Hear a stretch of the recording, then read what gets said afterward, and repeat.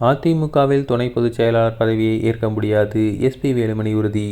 அதிமுகவில் துணை பொதுச் செயலாளர் பதவியை ஏற்க முடியாது என முன்னாள் அமைச்சரும் எம்எல்ஏவுமான எஸ்பி வேலுமணி நிர்வாகிகளிடம் பேசிய வீடியோ வைரலாகி வருகிறது.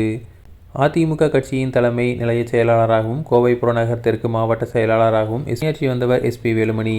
தமிழகத்தின் சட்டப்பேரவை தேர்தலுக்கு பிறகு அதிமுக எம்எல்ஏ சி.வி. சண்முகம் தலைமையிலான எஸ்பி வேலுமணி உள்ளிட்ட 26 எம்எல்ஏக்கள் நம்பிக்கை வாக்கெடுப்பில் தாவேகா அரசுக்கு ஆதரவாக வாக்களித்தனர். கட்சி தலைமையை மீறியதால் இவர்களின் கட்சி பதவிகளை பொதுச் செயலாளர் பழனிசாமி பறித்தார்.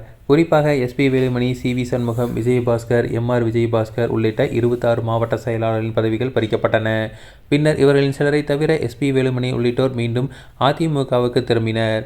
அதே சமயம் எஸ்பி வேலுமணி உள்ளிட்டோருக்கு பழைய பதவிகள் வழங்கப்படவில்லை. இவர்கள் வசம் இருந்த கட்சி ரீதியான மாவட்ட எல்லைகளும் மாற்றியமைக்கப்பட்டு புதியவர்கள் பொறுப்புக்கு நியமிக்கப்பட்டனர். நீண்ட தாமதத்துக்கு பிறகு எஸ்பி வேலுமணிக்கு துணை பொதுச் செயலாளர் பதவி வழங்கப்பட்டது. மாவட்ட செயலாளர் பதவி மீண்டும் வழங்கப்படாததால் எஸ்பி வேலுமணி அதிருப்தியடைந்தார்.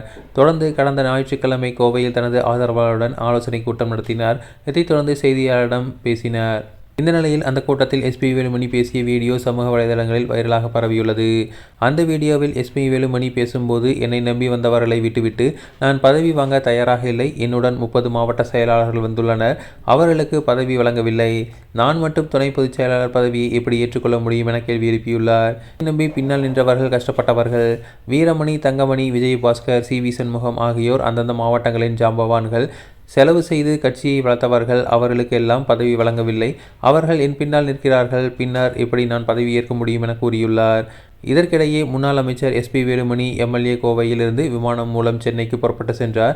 அப்போது விமான நிலையத்தில் செய்தியாளரிடம் பேசினார். சென்னைக்கு புதிதாக செல்லவில்லை. வாரத்துக்கு 2 நாட்கள் செல்கிறேன். இதில் ஒரு பரபரப்பும் இல்லை. பரபரப்பு நீங்கள் தான் செய்து கொண்டிருக்கிறீர்கள் என தெரிவித்துள்ளார். அதிமுகவில் நாங்கள் இருக்கக்கூடாது என முடிவு செய்து ஊடகங்கள் செய்தி வெளியிடுகின்றீர்களா என தெரியவில்லை.